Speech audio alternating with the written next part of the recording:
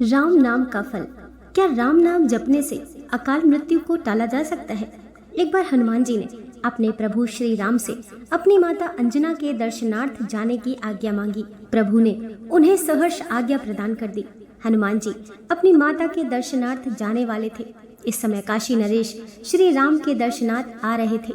मार्ग में उन्हें देवर्षि नारद मिल गए। काशी नरेश ने देवर्षि के चरणों में भक्ति पूर्वक प्रणाम किया। नारद ने पूछा, तुम कहाँ जा रहे हो काशी नरेश? काशी नरेश ने उत्तर दिया, देवर्षि, मैं प्रभु श्री राम के दर्शन करने उनके राज्य सभा में जा रहा हूँ।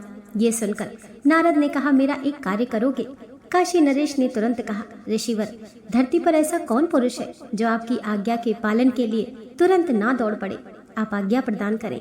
नारद जी ने मुस्कुराते हुए कहा, तुम राज्य सभा में प्रभु श्री राम के चरण कमल में श्रद्धा भक्ति पूर्वक प्रणाम तो अवश्य करना, किंतु उन्हीं के समीप सिंहासन पर बैठे वयोवृद्ध तपस्वी विश्वामित्र जी की उपेक्षा कर देना, उन्हें प्रणाम मत करना। काशी नरेश ने प्रश्न किया, ऐसा क्यों ऋषिवर? नारद जी ने उत्तर दिया, इस क्यों का उत्तर आपको बाद में मिल जाएगा। नारायण नारायण कहकर नारद जी चले गए और काशी नरेश श्री राम की सभा में पहुंचे।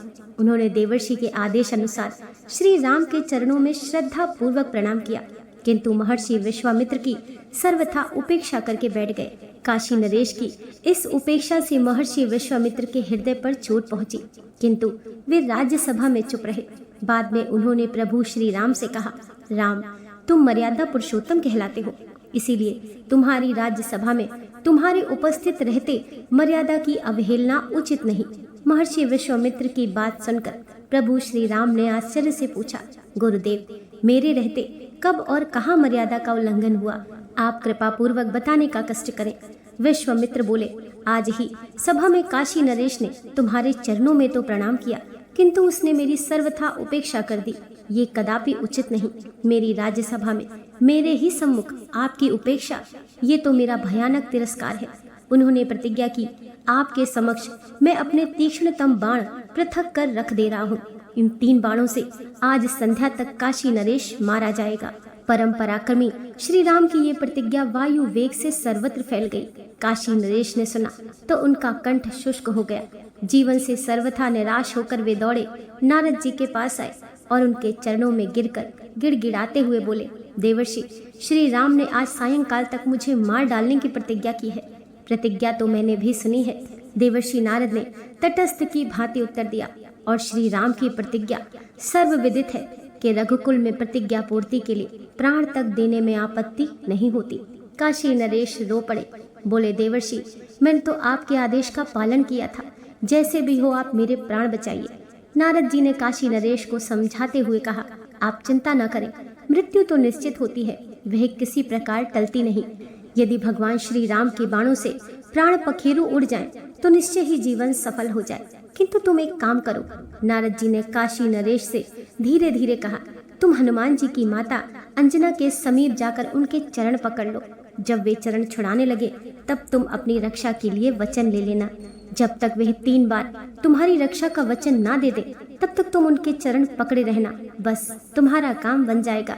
नारद जी की बात सुनकर काशी नरेश भागे भागे माता अंजना के यहाँ गए। माता अंजना बैठी हुई भगवान राम का जप कर रही थी। रोते कलपते काशीराज माता के चरणों में गिर पड़े। उनके चरणों को पकड़कर उन्होंने कहा, माँ, मेरी रक्षा करो। आज सायंकाल तक एक समर्थ व्यक्ति ने मुझे मार डालने का संकल्प लिया है। तुम्हारे अतिरिक्त मेरे प्राण और कोई नहीं बचा सकता। रक्षा करो माँ, रक्षा करो।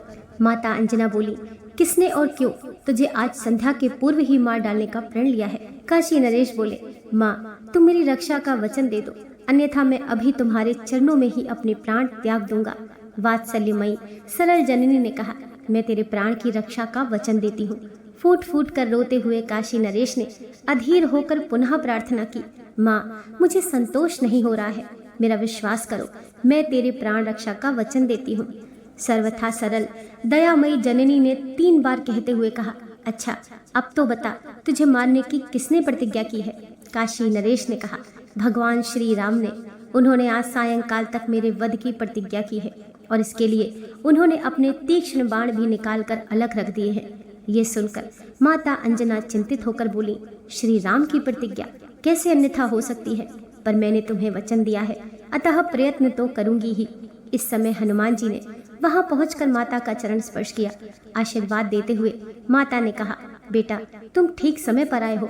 अभी अभी मैं एक आवश्यक कार्य से चिंतित होकर तुम्हारा ही स्मरण कर रही थी। वह कार्य हो जाए तो मेरा मन हल्का हो जाए। हनुमान जी ने कहा, आज्ञा दीजिए माता जी, आपका कार्य करने के लिए तो मैं प्रतिक्षण प्रस्तुत हूँ। माता अंजना बोली, पर काम तो कठिन है बेटा, इस कारण मैं चिंतित हो गई हूँ। माता अंजना की बात सुनकर हनुमान जी ने उन्हें आश्वस्त करने के लिए कहा, आपकी कृपा से आपका पुत्र विद्या, बुद्धि, बल, पौरुष और पराक्रम से ही संपन्न नहीं, उस पर निखिल भुवनपति श्री राम की अपार करुणा की दृष्टि भी निरंतर रही है। आप आज्ञा प्रदान कीजिए। माता अंजना ने कहा, ये सब कुछ मैं जानती हूँ मेरे लाल, किंतु काम अत्यंत कठिन है, इसीलिए कहने में झिझक रही हूँ। माता जी, आपके पवित्र चरणों के समक्ष मैं एक बार नहीं 3 बार प्रतिज्ञा करता हूँ कि आपकी आज्ञा मिलने पर काम चाहे जितना भी कठिन होगा, मैं उसे अवश्य पूर्ण कर आपकी चिंता दूर कर दूंगा। माता अंजना ने हनुमान जी के बल पराक्रम और उनकी मातृ भक्ति की प्रशंसा करते हुए कहा, बेटा मुझे तुझसे यही आशा थी और ऐसा ही विश्वास था। बेटा मैंने काशी नरेश को उसकी प्राण रक्षा का वचन दे दिया है। आज सायंकाल तक श्री राम ने उसका वध करने की प्रतिज्ञा की है और इसके लिए उन्होंने 3 तीक्ष्ण बाण भी निकालकर अलग रख दिए हैं। माता की बात सुनकर हनुमान जी ने आश्चर्य से कहा, मेरे प्रभु श्री राम की प्रतिज्ञा। माता अंजना बीच में ही बोल पड़ी, पर बेटा मैं काशी राज को वचन दे चुकी हूँ और तुमने मुझे 3 बार वचन दिया है।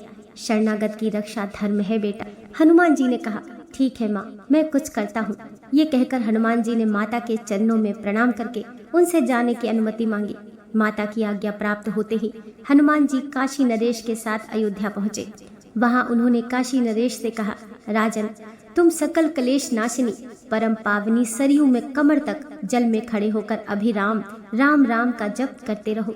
काशी नरेश ने पवन पुत्र के आदेश का पालन करना आरंभ किया और इधर हनुमान जी तुरंत श्री राम के समीप पहुंचे। वहां उन्होंने भगवान श्री राम के चरणों में प्रणाम कर उनके दोनों चरण पकड़कर कहा, स्वामी आज मैं आपसे एक वर की याचना करना चाहता हूँ। ये कैसे संभव है कि अत्यंत संकोची हनुमान जी कभी कुछ मांगे और प्रभु अस्वीकार कर दे। श्री राम ने उत्साह पूर्वक कहा, तुम्हारे लिए अधिक कुछ नहीं हनुमान, तुम तो कभी कुछ चाहते ही नहीं। मैं तो सदा चाहता हूँ कि तुम मुझसे कुछ चाहो, कुछ मांगो, पर मेरी इस इच्छा की पूर्ति तुमसे नहीं हो पाती। बोलो तुम क्या चाहते हो। प्रसन्न होकर हनुमान जी ने प्रभु के चरण सहलाते हुए कहा, प्रभु मैं चाहता हूँ कि आपका अमित महिमामय नाम का जप करने वाले की सदा रक्षा किया करूँ और मेरी उपस्थिति में आपका नाम जापक पर कभी कोई किसी प्रकार का प्रहार न करे। यदि दुर्भाग्यवश निखिल सृष्टि का सर्व समर्थ स्वामी भी प्रहार कर बैठे तो उसका भी प्रहार व्यर्थ जाए। भगवान श्री राम ने तुरंत आशीर्वाद दिया, तुम नाम जापक की रक्षा करने में सर्वत सदा समर्थ होगे और तुम्हारी उपस्थिति में नाम जापक पर किया गया अमोघ प्रहार भी व्यर्थ सिद्ध होगा। जय श्री राम। ये कहकर हनुमान जी ने प्रभु के चरणों में मस्तक रख दिया और तुरंत सरयू तट पर पहुंचे।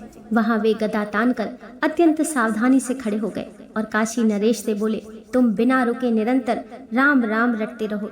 स्थिति विचित्र हो गई और एक और सर्वाधार स्वामी श्री राम की सायंकाल तक नरेश के वध की प्रतिज्ञा और दूसरी ओर अनन्य भक्त हनुमान जी का उनकी रक्षा के लिए परिकर बद्ध हो जाना।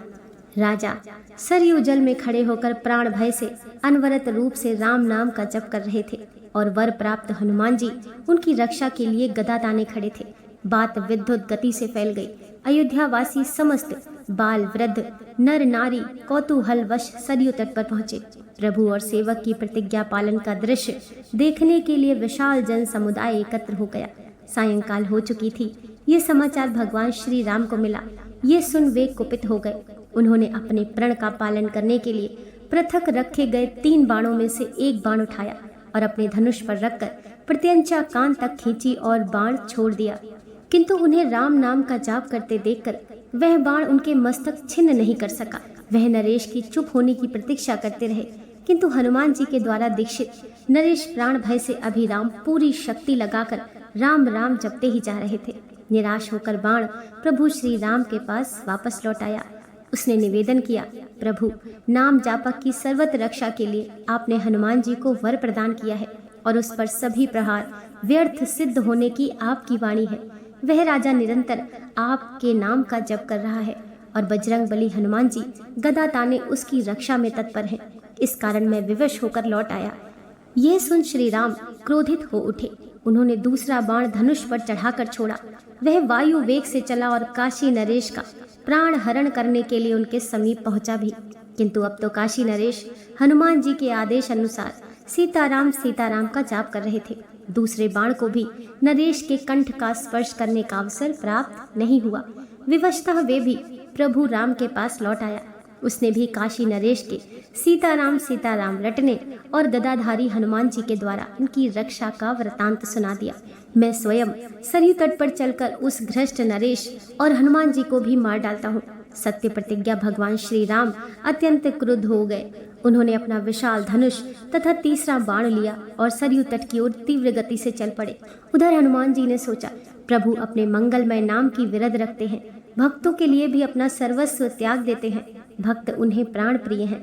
अतः एवं उन्होंने काशी नरेश से कहा, अब तुम भगवती सीता और प्रभु नाम के साथ मेरे नाम का भी जप करना प्रारंभ कर दो। राजा जय सिया राम, जय जय हनुमान का जाप करने लगे। काफी समय तक जोर जोर से नाम जप करते करते नरेश थक गए थे और उनकी वाणी लड़खड़ाने लगी थी। वह तो मृत्यु भय से अत्यंत साहस पूर्वक जैसे तैसे नाम जप चला ही रहे थे, किंतु मात्र भक्त हनुमान जी भी अपने एक अंश से काशी राज के कंठ में प्रविष्ट होकर जय सिया राम, जय जय हनुमान का अमृत रूप से जप करने लगे।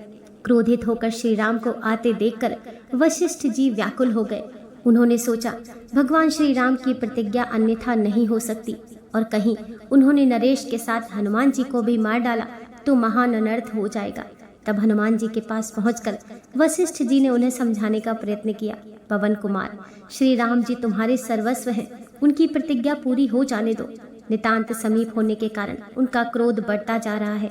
वह राजा तो उन श्री राम के पावन शर स्पर्श से जन्म मरण से सदा के लिए मुक्त हो जाएगा। एक राजा के लिए अपने स्वामी के सम्मुख तन कर खड़ा हो जाना तुम्हारे जैसे सेवक के लिए कदाचित उचित नहीं। हनुमान जी ने अत्यंत विनय पूर्वक कहा, गुरुदेव, मैं त्रिलोक में भी अपने सर्वसमर्थ प्रभु के समीप तन कर खड़ा होने की कल्पना भी नहीं कर सकता। मैं तो अपने प्रभु के नाम और उनके वरदान की रक्षा के निमित्त प्राण आहुति देने के लिए प्रस्तुत हो गया हूँ।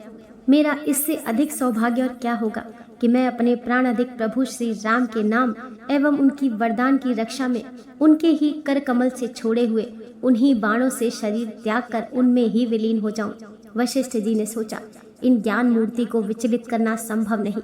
तभी उन्होंने देखा श्री राम सरयू तट पर पहुंचने ही वाले हैं। महर्षि विश्वामित्र भी वहां उपस्थित होकर भगवान और भक्त की ये लीला देखकर चकित और चिंतित हो रहे थे। तब वशिष्ठ जी ने काशी राज से कहा, नरेश, तुम शीघ्र ही महर्षि विश्वामित्र के चरण पकड़ लो, वे सहज दयालु हैं। जय सिया राम, जय जय हनुमान का जाप करते हुए काशी राज ने दौड़कर महर्षि विश्वामित्र के चरण पकड़ लिए। उनके आंसुओं से महर्षि के चरण आर्द्र हो गए। यह देखकर महर्षि विश्वामित्र द्रवित हो गए। उन्होंने शर संधान किए क्रुद्ध श्री राम से कहा, राम, काशी नरेश के अपराध का प्रायश्चित हो गया, मैंने उन्हें क्षमा कर दिया। अब तुम भी अपना अमोघ बाण धनुष से उतार कर रख लो। महर्षि विश्वामित्र के संतुष्ट होते ही श्री राम का क्रोध स्वतः शांत हो गया। उन्होंने गुरु की आज्ञा का पालन किया। तीसरा बाण धनुष से नीचे आ गया। राजा की प्राण की रक्षा तो हुई ही, भगवान के सम्मुख भक्त हनुमान जी विजयी हुए। इस समाचार से माता अंजना की प्रसन्नता की सीमा न रही। दोस्तों, आशा करती हूँ आज की कथा आपको जरूर पसंद आई होगी। वीडियो पसंद आई हो तो लाइक कीजिए, चैनल को सब्सक्राइब कीजिए। मिलते हैं नेक्स्ट वीडियो के साथ। जय श्री राम।